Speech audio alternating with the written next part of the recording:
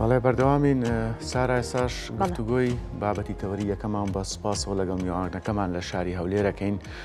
11 هەڵبژاردننی ئەنجومەنی نوێنەرانی عێراق بەڕێوەچوو لە ئێستادەوەی بەدێکرێت کە دوای ڕاگەاندنی ئەنجامەکان نێوماڵی سونە خۆیان ڕێخستۆتەوە، شیعەکان بە هەمان شێوە دوێنێ پێرەبینیمان کە زۆربەی لایەنەکانی سونە لە چارچەوەی هاوپەیمانێتێکی نوێ خۆیان ڕێخستۆتەوە بۆ ئەوی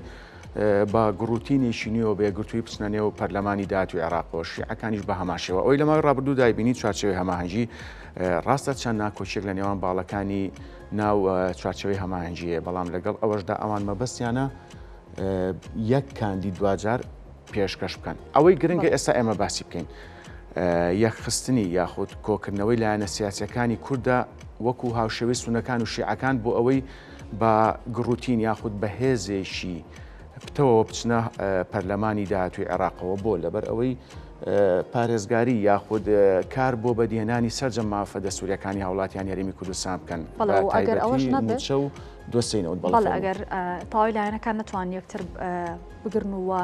یەک زمان بن و یەک هێز بن بۆ کە بتوان مافەکانی کورد بەدەست بێن، هەرگیز ئەمە ڕوونایە و ئەوەی کە لە ڕابردوودا هەبووە یەکگرتنی کوردەکان بووە هەمیشە توانێتی ماف لە دوای ماف بەدەستی بێنێ. بەڵێ کەواتە سەرباری ناکۆچیەکان لە ئێستادا پێویستە لایەنە کوردیەکانیش لایەنە سەرەکیەکان کاوانی براوەی هەڵبژاردنە لە هەرێمی کوردستان زۆرترین کورسیان بەدەستێناوە بە یەک دەنگ بچنە پەرلەمانی داهاتوی عێراق. ئێمە لەسەر ئەو بابەتە بە سوپاسەوە دکتۆر ئەمیر نامیقمان لەگەڵایەت چاودێری سیاسی لە هەولێرەوە. دکتۆر بەیانیت باش بام سەرەتا لەوە دەست پێ بکەم بۆ چوونت ئەگەر ئێمە بە یەک دەنگ بە یەک ڕنگ بچینە بەغدا داکۆشی لە مافە ڕەواکانی هەرێمی کوردستان بکەین یانە پێچەوانەکەی بۆ چوونە لەو بارەوە چییە؟ بانتان باش بەیانی بینەرانی ئازیزی سەتەلایەتی کورسات باش پرسیارەکەتان لە ئانوساتە چی زۆر گرنگە تەوەرەکەتەوەرەی زۆر باشە دەستان خۆش بی بەداخەوە لە دوایی نەخۆشکەوتنی خاڵێ خۆش بوو جەنابی مام جەلال و کۆچی دوایی ئەو یەکڕیزی نێوماڵی کوردی تێکچوو یان پەرتەوازە بوو تا ئەو لەحزەی کەسێکی تر ڕابەرێکی تر سەرکردەیەکی تر نەیتوانین و ببێتەوە بەدیلی مام جەلالین وەکو مام جەلال بکە بتوانی ڕیزەکانی ناوماڵی کورد یەک بخاتەوە کە مام جەلال بگڕی ڕیزەکانی ناو خەڵکی عێراقیشی ڕێک خستبەوە. ئەم پەرتەوازەیەی گەلی کوردستان زەرەر و زیانی زۆری بە گەلی کوردستانەوە گەیاندووە. ئێمە گەر ئاوڕێک لە ڕابردوو بدەینەوە بینیمان کە کورد یەک ڕیز بوو، ئیتلافی فراکسیۆنە کوردستانیەکان هەبوو بە سەرپەرشتی برای بەڕێزمان ئەو کاتە کاکتۆر فواد مەحسووب کاژێڕی مەکتەبی سیاسی یەکێتی بوو. کورد توانی سنگ و پێگی بە قووەتی هەبێ لە عێراق بوو بە هۆکاری ئەوەی لە نووسینەوەی دەستور کۆمەڵک فەقەرا مادەی گرنگ لە ناو دەستور لە حەقی کورد جێ ببیتەوە کە ئێستاش ئێمە هەندێک شتێ شەڕی پێ دەکەین شەڕی دەستوریە. بەڵام دوای ئەوەی کە نێوماڵی کوردی پەرتەوازە بوو بە پێ پێویست نەبوو بەداخەوە چەند کابینەیەکە ماڵی شیعە خۆیان ڕێک دەخەن، سوننەکان خۆیان ڕێک دەخەن، جار وایە وەزیرەکان سوودی دەخۆن و هێزە کوردەکان لێرە هەر خەریکی کۆبوونەوەن. ئەوەی ئێستا هەیە دۆخەکی چەق بەستووە زۆر زۆر خراپە. ئەوەتە ئێمە بینیمان شیعەکان هەرزوو ڕەغمی هەموو ناکۆچەکانی خۆیان وەلانە برا شیعەکان کە عەرەبن و لە مەسەبی شیعەن توانێت لە چوارچێوەی هەمانجی ئیتاری تەنسیقی ئیتلافێکی گەوری شیعی پێک بین و بە گەورەترین کوتلەی پەرلەمانی. ئەوە سونەکانمان بینی لە هەموو خلافانی کە هەیەیان بوو لە چەند ڕۆژی پێشوو بە ناوی مەجلیسی سیاسی وەتەنی برا عەرەبە سونەکان توانێت ئیتلافی عەرەبی سونە پێک بهێنن. بەڵام ئەوەی کە ئێمە دەبین و جێگەی داخە و خەڵکی کوردستان پێی بێتاقەتە و نار و دژمنەکانی کورد دڵیان پێخۆشە تازە ئێمە ئێستا دەڵێن قبولی ناکەین هێڵی سوورە و هەڵوێستی جدیمان دەبی و وەڵامەکی توندی داوە و یعنی ئەوە زۆر زۆر خراپە و ئەوانە بەس تەنها مەسەلەن هەم شیعەکان هەم سوننەکان بەس ئیشیان لەسەر ئەو نیە چ پۆست ئیمتیازێک بەدەست دێنن، ئیشیان بەوەشە کار لەسەوە دەکەن شیعە حەق و حقوقی لە حکومەت داهاتوو بەرنامە و کارنامەی دەوڵەتداریان چبی.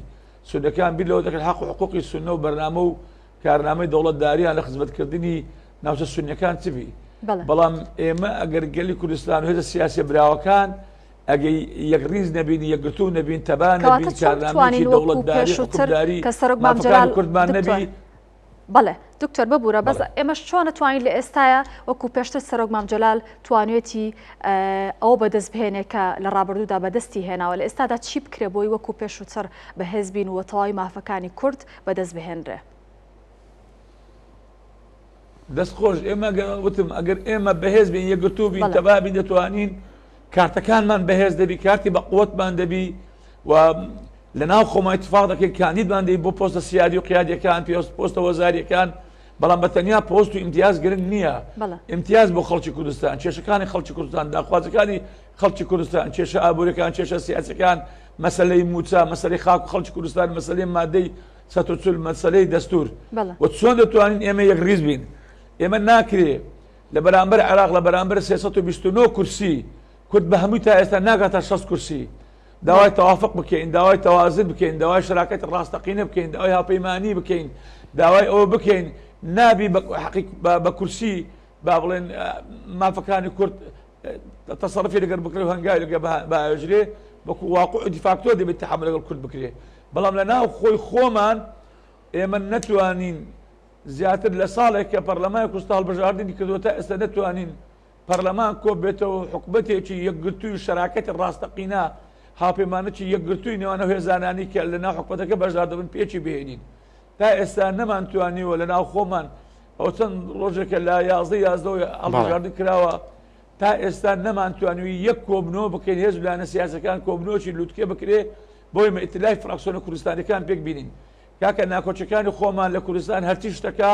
ئۆکەی وەلاوینێ بەڵام لە بەرامبەر بەغدا ئەتوو ئێمە دنیا کێشەمان هەیە تووشی بوونیەتی اقتصادی خراپ بووینە ئابرووی سەر بخۆمان نەماوە نەوت ناتوانین بفرۆشین پاشەکەوتی موچە زیاتر لە 55 ڕاتبی خەڵک ئێستاش دیارین و کەس نازانین چی بەسەر هات و موچە مانجێک دێت مانکانتر نایە ئەو ڕۆ بەرەو مانجی 12 دەڕۆ هێستا موچەی مانجی 9 سەرف نەکراوە خەڵک لە ژیان و گوزەرانێکی ناخۆشدایە ناکرێ ئێمە بۆ پەرتەوازەیە بەو غروریەتە بەو لە یەکتر دووریە وا بکەین پێویستمان بەلە خۆ بردەیە تەنەزوڵکردن بۆ یەکتری یەکتر قبولکردن گەورەیە سەروەریە و دڵسۆزیە بۆ خاک و نەتەوە و نیشتیمان ئێمە یەکتر تاو دەکەین یەکتر لە ناو نابین چەندی یەکتر قبولکەین چەندی لەگەڵ یەکتر نەرمتر بین چەندی قوربانی بۆ یەکتری بدەین ئەوەندە دەستکەوت و سەرکەوتنی گەورەیە بۆ گەلی کوردستان. بەڵێ دکتۆر ئاشکرا لە دوای هەموو هەڵبژاردنێکی ئەنجومەنی نوێنەرانی عێراق دانوستانەکان یاخۆ بڵێن دیمەنی سیاسی لە عێراق ئاڵۆزە بێت پرسیارەکەی من ئەوەیە کات کەمە کەواتە تا چەند گرنگە لایەنە کوردیەکان لە ڕێی پاکێجێکی هاوبەشەوە مساومە لەسەر مافەکانی گەلی کوردکان لە کاتی دانوستان و گفتوگەکاندا لەگەڵ لایەنە سونەکان بێت لایەنە شیعەکان بێت بۆ پێکهێنانی کابینەی نوێی حکوومەتی عێراق. هەر کاتێک ئێمە پاکێجێکی هاوبەشمان هەبێت لایەنە سیاسە کوردی براوەکان پاکێجێکی هاوبەشمان هەبی ئەو پاکێجە چییە؟ مافەکانی هەرێمی کوردستان لە چوارچێوەی دەستور چییە؟ و کێشەکان چۆن چارەسەر بکەین؟ کێشەی نەوتە، کێشەی موچەیە، کێشەی خاکە، کێشەی ناوچە کوردستانیە دابڕێنراوەکانە، کێشەی بابڵێ قووەی ئەمنی داخلیە، یعنی کۆمەڵک کێشەی هێزەکانی پێشمەرگەیە موچیان وەکو عێراقی لێبرێ، یعنی دنیا کێشەی کەڵەکە بوو هەیە لەگەڵ عێراق و کێشەی پەیوەندەکانی دەرەوە مەسەلەی دیبلۆماسیەتە چۆن ئێمە دەتوانین بە یەکڕێزی بە تەبایی ئەو دەتوانین ئەو کاتە پاکێجێکی دەوڵەتداریمان دەبی پاکێجێکمان دەبێت لە چوارچێوەی دەوڵەتی عێراق لە چوارچێوەی پرۆسی دیموکراسی لە چوارچێوەی بنەما یاساییەکان ئێمە لە چوارچێوەی ماف و دەستەبەریەکان حقوقی امتیازاتمان چیە دەتوانین ئەوانە بەدەست بێنین بەڵام ئەمە ئەگەر یەکگرتوو بین یەکڕێز بین کارتەکەمان بەهێزترە بەڵام بە پەرتەوازایی هەر هێزێکی سیاسی بۆ خۆی بچێتە بەغدا پاکێجی خۆی هەبی پاکێجەکە ئەوەندەی ئیشە بۆ پۆستی امتیازاتی حزبی ئەوەندە ئیش نییە بۆ پۆستی امتیازاتی گەلی کوردستان ئەگەر ئێمە داوای دەستکەوت و داهات و مافەکانی خەڵکی کوردستانی بکەین هێزێکی سیاسی بۆ خۆی بە چەند کورسێکەوە بچێتە بەغدا من پێم وایە وەرەقەیەکی زۆر لاواز دێ بە وەرەقەیەکی بەهێزی نابێت واتە بنەمای ئەو پاکێجە ئەبێ نیشتمان پەروەری بێت لە بەرامبەر بەغدا نەیخوا بەڵێ ئەبێ ئێمە پرۆژەمان هەبی کارنامەمان هەبی کارنامەی ئیتلافی فراکسیۆنە کوردستانەکان بی ئەو کارنامەیە هەموو هەزلانە سیاسەکان بەوانەی کورسیان هێناوە یەک کورسیان هێناوە بەوانەی چە کورسێکیان هێناوە بەوانەی کە کورسیشیان هێناوە بەوانەی کە شارەزان با بڵێن لە فەلسەفە جیاوازەکان لە سێکتەرە جیاوازەکان لە خەڵکی ئەکادیمیەکان لە پێکاتە جیاوازەکان پێکاتە ڕەسەرەکانی هەرێمی کوردستان برا تورکمانەکان برا مەسیحیەکان ئەوانەی لە کوردستان دەژین یان دەکرێت پرس و ڕا بە هەمووی بکرێ ماف و دەستەبەرەکانی خەڵکی کوردستان چیە کێشەکانمان لەکوێ کەڵەکە بووە ئێمە بچینە ناو عێراق بە کارتێکی بەهێز ئێمە دەتوانین بەشی زۆری ئەو مافانە لە کارنامەی داهاتووی دەوڵەتی عێراق جێ بکەینەوە خۆگەر ئێمە دەتوانین گوشار بکەین بەڵام ئێمە ئەگەر یەکگرتووی دەتوانین گوشار بکەین و ئەوانش ئاسانیە بتوانن پێکاتەیەکی گرنگی وەکو گەلی کوردستان تەهمیش بکەن و بەبێ ئێمە حکومەت و ئەوانە دروست بکەن لەبەرەوەی ئێمە گەر بتوانین یەک ڕیز بین یەک پاکێجمان هەبی پێم وایە دەتوانین داخوازەکانمان بە شێوەیەکی زۆر باش بەدەست بهێنین.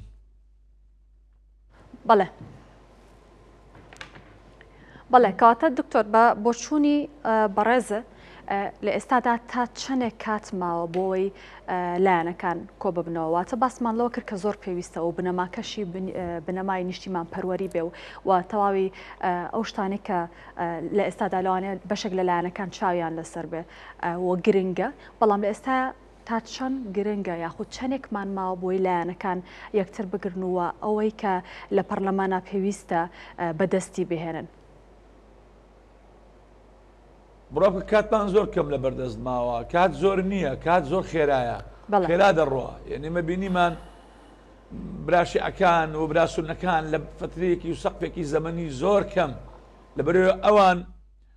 بەڕاستی ینی تێدەگەن لە واقعەکان لەمە باشتر خوێندنەوەیان هەیە بۆ واقعەکان بۆ گۆڕانکارەکانی ڕۆژهەڵاتی ناوەڕاست بۆ دنیای دەرەوە بۆ گوشارەکان